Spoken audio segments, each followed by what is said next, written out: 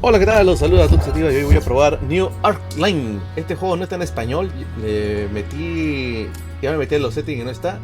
Está para PC, así que vamos a ver cómo va, señores. Opa.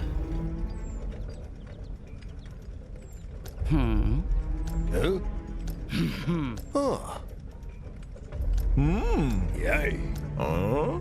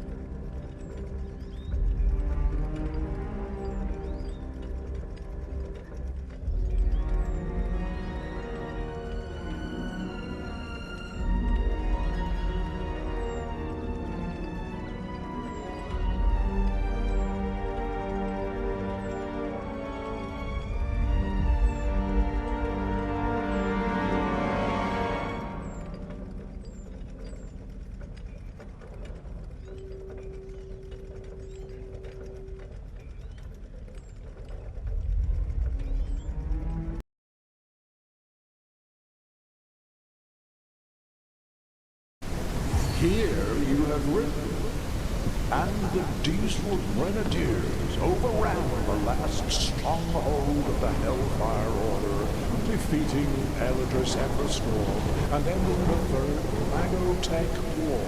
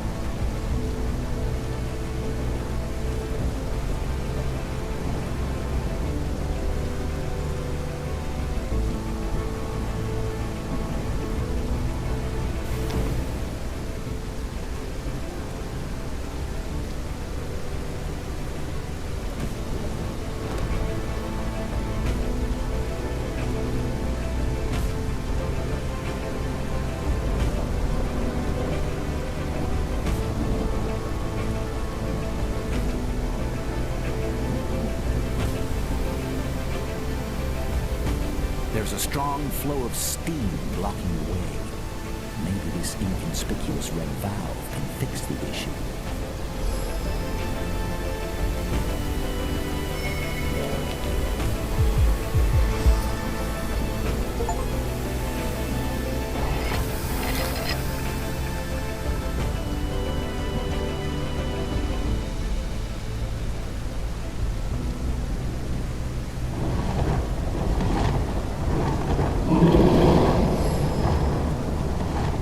Without their commander or magical powers, those who remained had no choice but to surrender. That is how technology came to dominate the current world order.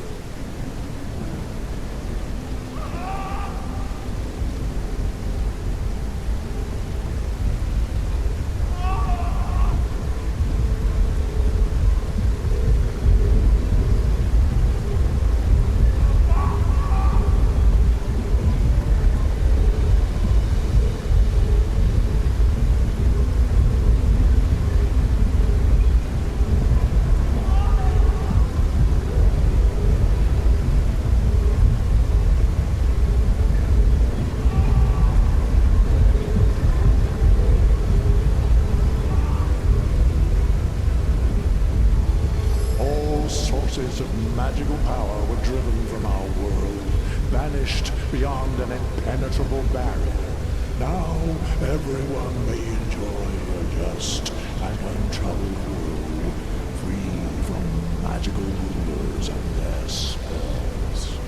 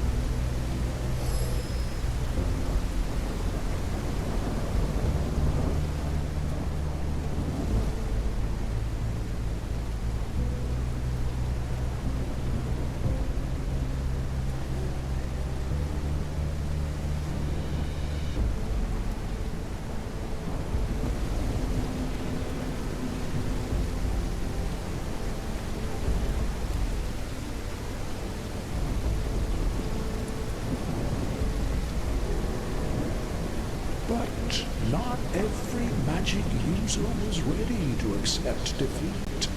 In the desolated old world, repellent beasts and mages claiming to be weavers continued to fight amongst themselves. Some were even bold enough to launch raids against technologist outposts.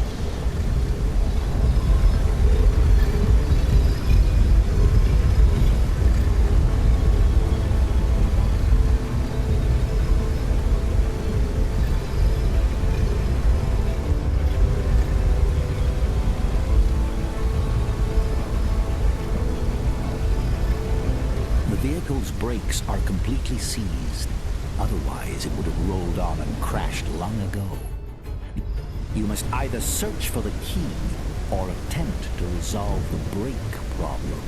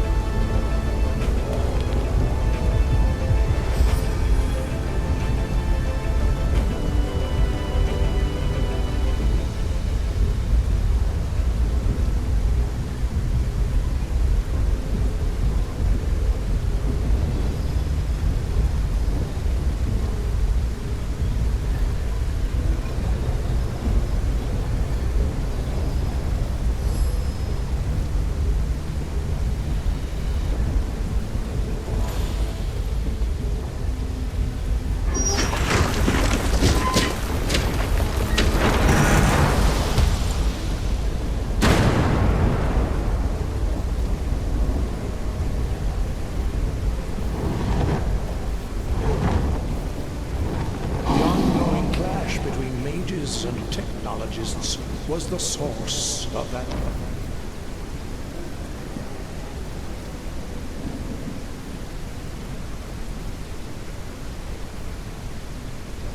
Iron statues of themselves.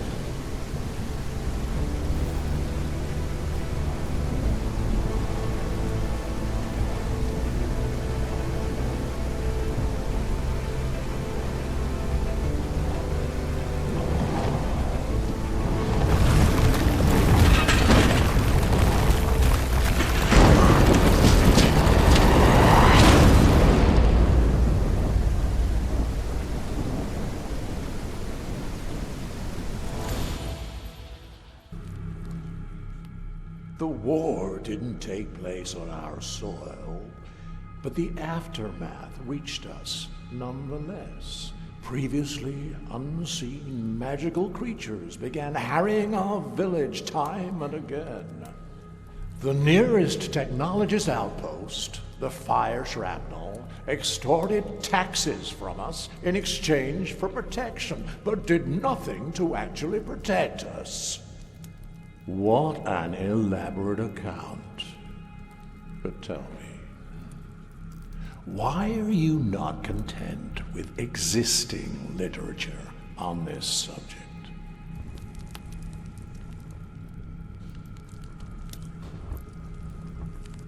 Curious. But let us move on. Many of these entries are needlessly provocative. For example, every day I witness yet another family selling everything they own to move to this incredible new world. The newspapers never stop shouting about it. Apparently, technological progress is booming, and daily drudgery is being steadily replaced by automation. They claim the people are overjoyed, but why do we never hear a word from them? I cannot shake the feeling that the world is falling apart. Audacious. Do you realize that this passage by itself justifies a quite harsh sentence?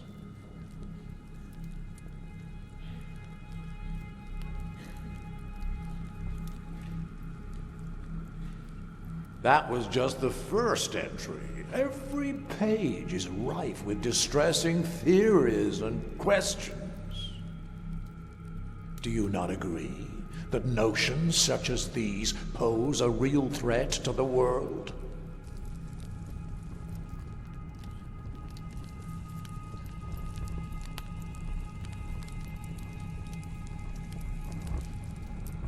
I see. You do realize everything that happened is entirely due to your ignorance and arrogance.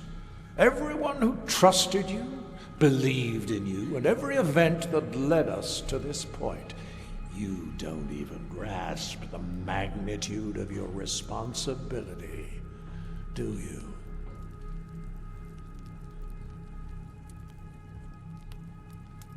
Each one of these notes perfectly illustrates your insistence on meddling in matters which do not concern you. Let's read another one, shall we? Right here.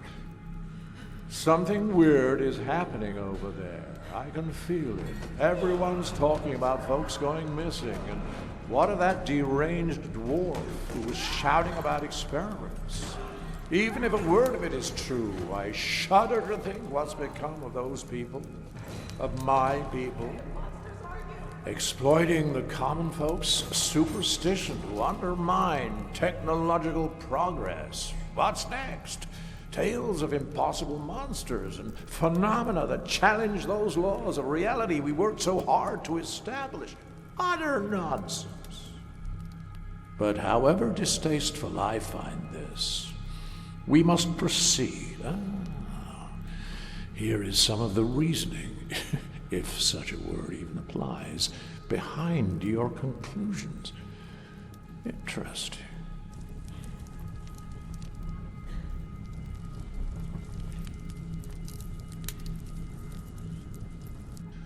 The human mind functions in curious ways. If a problem doesn't directly affect us, we tend to think ourselves immune.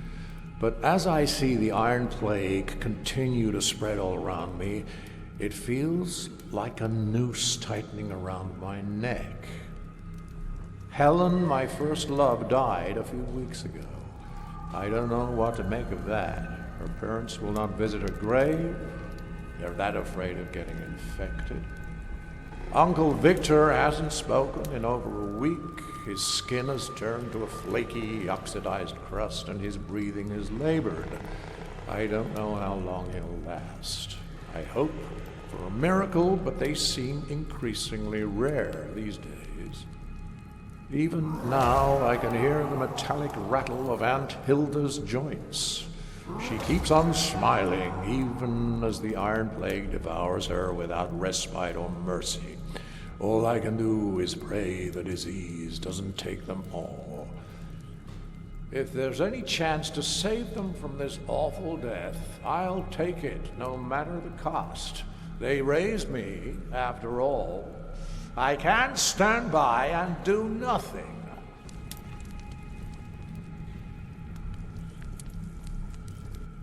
Silence! Oh, what about this one? Right in the middle of the chaos you created, my journey has led to my meeting both magicians and technologists, and to question everything going on around me. Is it fair to mistreat someone just because they're different? Why couldn't we have found some resolution, some middle ground? If a different road had been taken, there wouldn't be any Iron Plague. Do you honestly think no one tried to prevent this bloodshed? The laws binding reality were our only hope to stop this cruel fate from destroying us all. How dare you challenge them?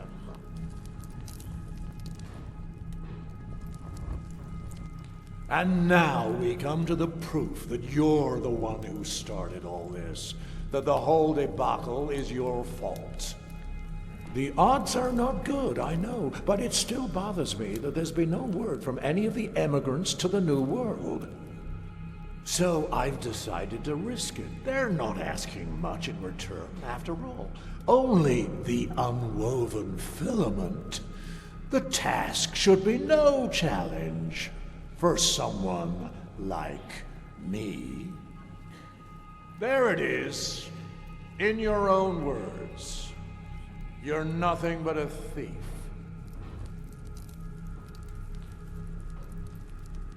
Silence. These are your words. I smuggled the unwoven filament onto a ship heading for the New World to the Tatterhold seaport. There I will meet with Red Simon's contact.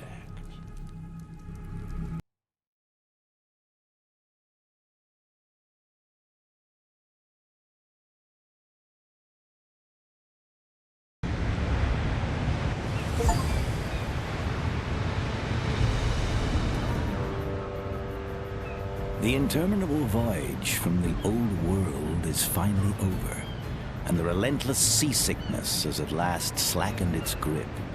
You inhale deeply and let the warm sea breeze fill your senses. The cries of gulls fill the air, alongside the chatter of folk on the bustling docks. Your heart quickens with anticipation as you take that first decisive step off the gangway. The new world awaits. But before you're free to embrace this new chapter in your life, there's the customs officer to deal with.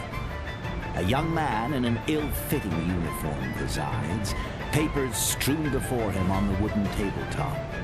With an air of long-practiced indifference, he begins to read from a crumpled form. Good day to you, sir or madam.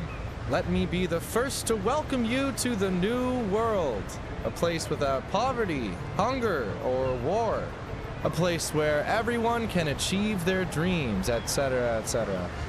You can become anyone you wish in the New World, a warrior, a magician, the president. Together we can make this the perfect home for everyone, a place where anything... Please, pass me your documents and join the line.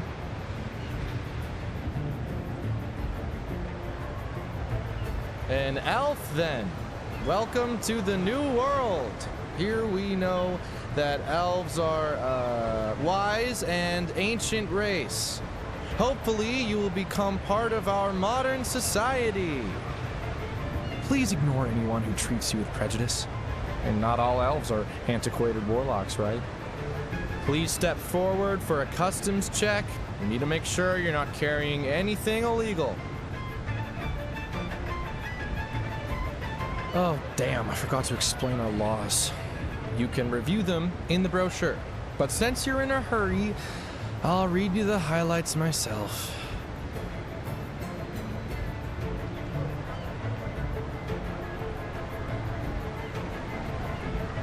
The uniformed young man isn't listening. He scrupulously recites the laws of the New World from a glossy pamphlet. This process is long and tedious, but what can you do about it? You just have to stand and wait. But once he's done, you're armed with a deep understanding of the laws of the New World. Surface inspection indicates the new arrival is not a magical being, has no visible signs of corruption, and no evident symptoms of the Iron Plague. Nor do I observe any kind of smoke, magical glow, unusual light refraction, or other manifestations of illegal or unregistered magical artifact. Looks like we're done here. Head on through, and good luck in the new world. Don't break the law and don't join any magical terrorist organizations. Have a good day.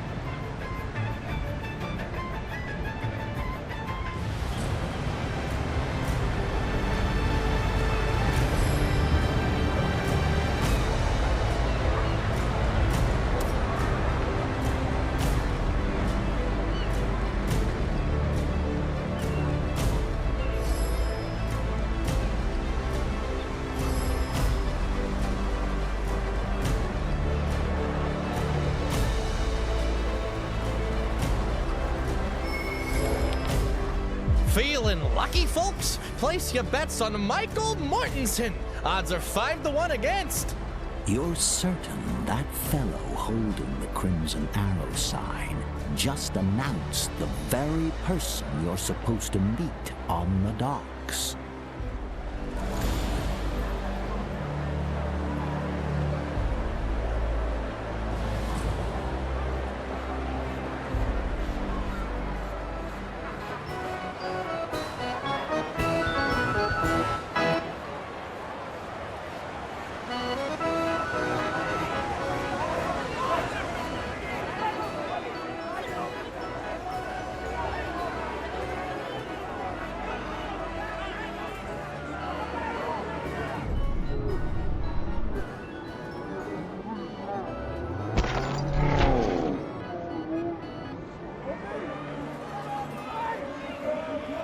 Damn, that brawl was a real cracker.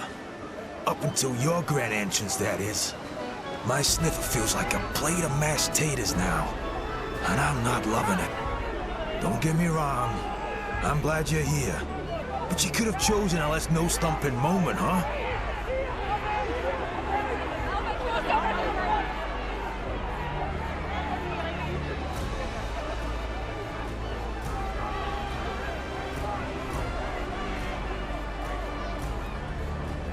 Oh, I've spent so many hours staring at that photo of your charming mug.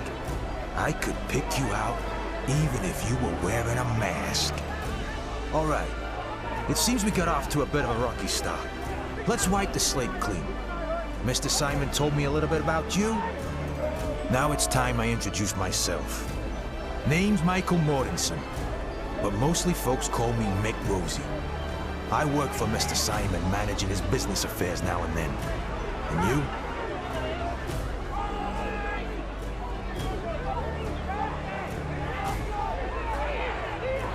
You're blind, eh? It's because I'm as gorgeous as a rose. Or at least I was, before I got this mashed potato nose.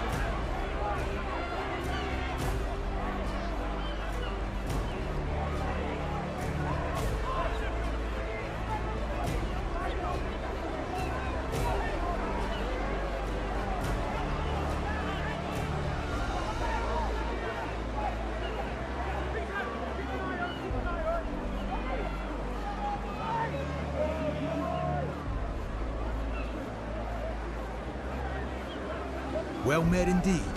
Now, let's get down to brass tacks. In the new world, everyone's got a debt hanging over their head. Me, for example, I have to get you to Mr. Simon. But there's a snag.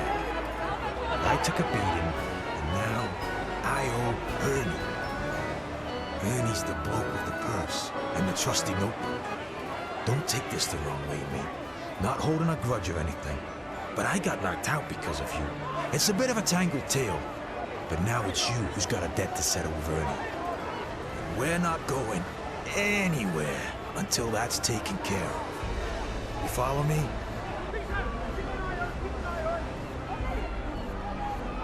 You're in the port, buddy.